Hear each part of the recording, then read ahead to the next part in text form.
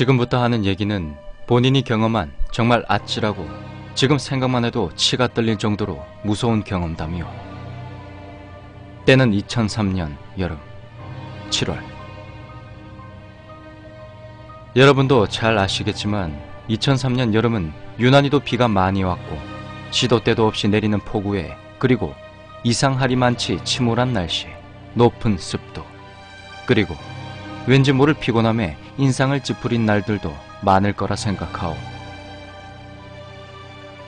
난 울산의 한 물류창고에 잠시 일을 했었는데 운전직과 관리직, 기타 잡일을 맡고 있었소. 입사한 지 2년쯤 되어가고 밥이 좀 됐을 시기였소.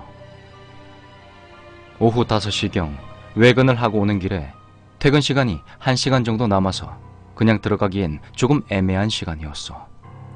그래서 난 평소에 지나다니면서 근처에 보아왔던 국보 유적지가 있었는데 거길 한번 가보자 이런 생각이 번쩍 들었다. 그날따라 유난히 여름인데도 매미 소리도 거의 들리지 않았고 갑자기 소낙비가 엄청 휩쓸고 지나고 간 터라 기분상 너무나도 조용했소. 내가 승합차를 몰고 마을 입구에서 산속으로 느낌상으로 한 800~900m를 주행했는데 도로가 거의 비포장 도로였고 비가 많이 와서 그런지 상당히 토사도 많이 흘러내리고 완전 오프로드였어. 도로폭 1.5m 정도로 차 한 대가 겨우 지나갈 경우 그런 길이었어. 그리고 사람 하나 안 보이는 산속이요. 좀 더 가면 나오겠지 하는 생각으로 꼬불꼬불한 커브를 능숙하게 핸들링하는데 정신이 없던 찰나 앞에 뭔가 희끄무리한 사람 형태의 물체가 보였는데 난 그걸 논에 흔히 보이는 호수아비 정도로 생각했어. 하지만 그 물체를 지나가는 순간 그것은 호수아비가 아니라 웬 아이가 검은 바위에 앉아있던 광경이었어. 순간 섬찟했지만 침착하게 차에서 내려 가까이 다가가 보니 초등학생으로 보이는 매우 야윈 여자아이였어.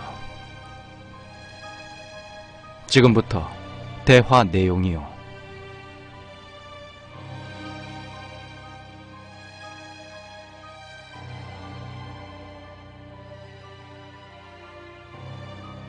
꼬마야, 니 여기서 뭐하노?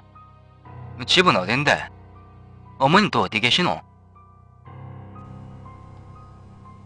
그때 여자의 시선으론 나의 승합차를 보고 있었소.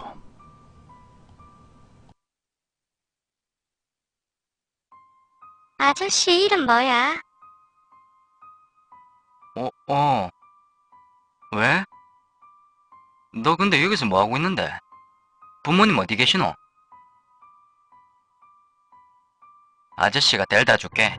집 어디고? 난 이 대화를 나누는 순간에 인간 본능적으로 그 여자아이의 옷차림과 신발, 머리카락을 훑어보았소. 몇 초 후 내 상상력의 결론에 도달하는 순간 머리칼이 쭈뼛서는 체험을 했으며 그때 바로 난 이상한 느낌에 뒤를 돌아봤는데 승합차가 내리막 산길로 슬슬 굴러가고 있는 것이었다. 난 조심성이 많고 겁도 좀 있는지라 낯설은 행동을 할 땐 항상 몇 번씩 확인을 하고 실행한다오.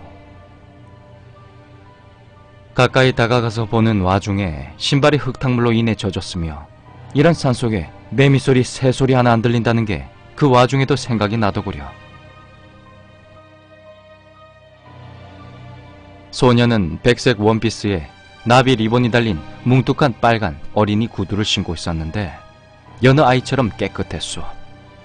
하지만 소녀가 앉은 바위 주위엔 토사가 상당히 유실되어 흐르는 물과 진흙탕 범벅이었는데 여기서 깨끗한데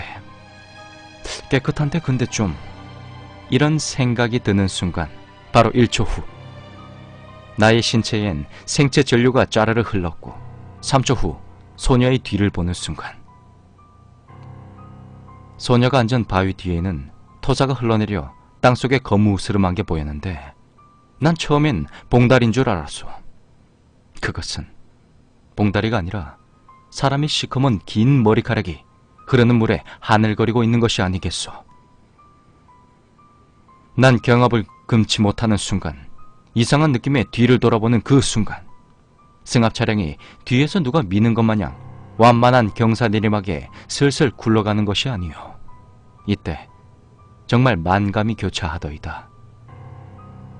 이때 초인적인 능력으로 내려가는 차를 쫓아가다 넘어져 온몸이 진흙투성이가 되었고, 다행히 간신히 올라타 시동을 걸고 미친듯이 유원지 민박촌으로 달렸소. 유턴할 수 있는 도로폭도 아니었고, 유턴한다고 해도 머뭇거리는 사이 뭐가 나올지 모르는 일이었소. 미친듯이 산길을 주행해 갔고 20분 정도 갔을 무렵, 저기 20m 정도 앞에 또 뭔가 보였는데, 그것이 뭔지 인지하는 순간 난 달려가는 차량 운전대에서 그대로 실신할 뻔했소. 그것은 아까 그 소녀였소. 두 개의 무덤이 있었는데 그 사이 소녀가 두 팔을 가지런히 내려뜨린 채 날 쳐다보고 있던 것이었어. 지금 글을 쓰는 와중에도 소름이 끼쳐 정말 미치겠어. 난 엄청난 공포감에 신음소리가 입 밖에 흘러나왔고, 그 소녀를 어떻게 지나쳤는지 잘 기억이 나지 않소. 사이드 미러로 룸미러를 미친듯이 번갈아 보며 산속을 달린 지 20분 정도. 드디어 뭔가가 있는 것이 보였고, 제일 먼저 보이는 초가집 같은 구조의 집 앞에 차를 세워두고 문이 부서질 듯한 기세로 들어갔소.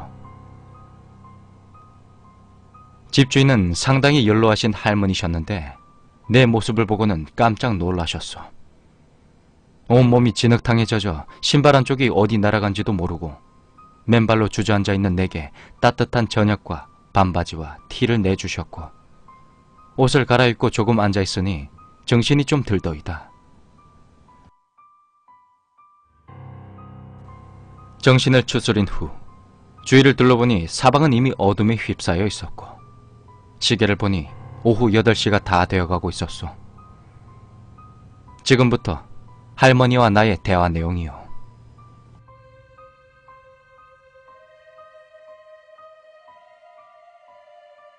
총각, 산에서 귀신 보고 왔지? 네. 꼬마 애였는데 사람 같지 않더라고요. 그동안 경험한 사실을 이야기하였고, 할머니는 잠시 무슨 생각을 하시더니, 총각, 오늘 저녁엔 집엔 갈 생각 안 하는 게 좋을 끼야. 그것에게 도망쳐 나온 것도 천만 다행이다. 그거는 사람이 아니고 여물이다, 여물.